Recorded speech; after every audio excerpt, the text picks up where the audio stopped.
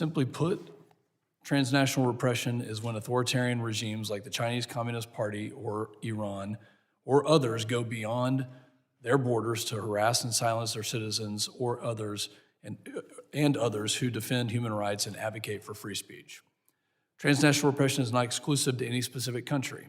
We've seen these oppressive acts employed by nations that are hostile to the United States and those who view our nation, who our nation views as strategic partners and allies as well. Regardless of our nation's relationship with the perpetrating nation, using violence or harassment to silence dissident voices in our nation is illegal and should not be tolerated by our government. Although this issue is not new, the threat of transnational repression has grown significantly in the last few years.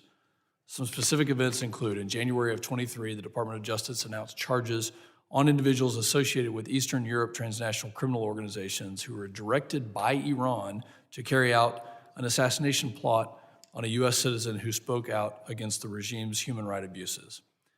In April 2023, 40 officers of China's national police were charged by the Department of Justice in transnational repression schemes targeting U.S. citizens and lawful permanent residents, including operating an illegal police station in Lower Manhattan.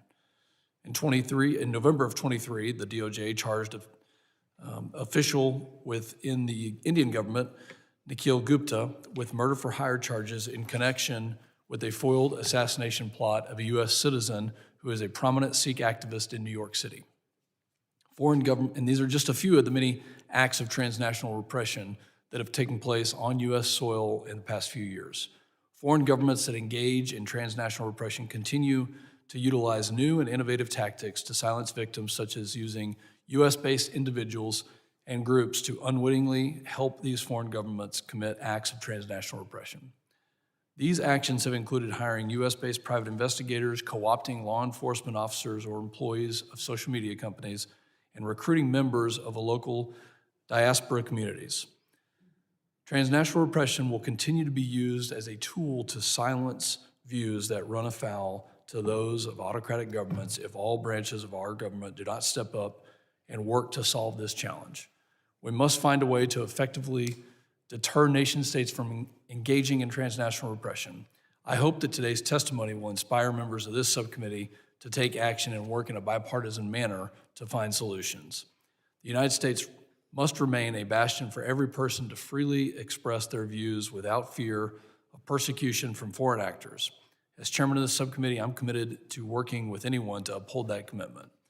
This committee, in fact, has led multiple initiatives to conduct vigorous oversight on the government's actions in combating transnational repression. Last year, the committee held a hearing with a government panel that examined the threats posed by the CCP to the homeland. And in that hearing, the witnesses discussed how the CCP's acts of transnational repression, including the use of illegal police stations across the country, negatively impacted us. The committee has also heard from Masih Alinejad about her experience being targeted by the Iranian regime. Lastly, the committee recently sent a letter to Secretary Mayorkas and FBI Director Wray highlighting the threats posed by transnational repression and requesting a classified briefing to discuss the threat. These are just some of the many ongoing efforts this committee has taken to ensure that we effectively combat this threat. I'm delighted to have an esteemed panel join us here today to discuss this pressing national security threat.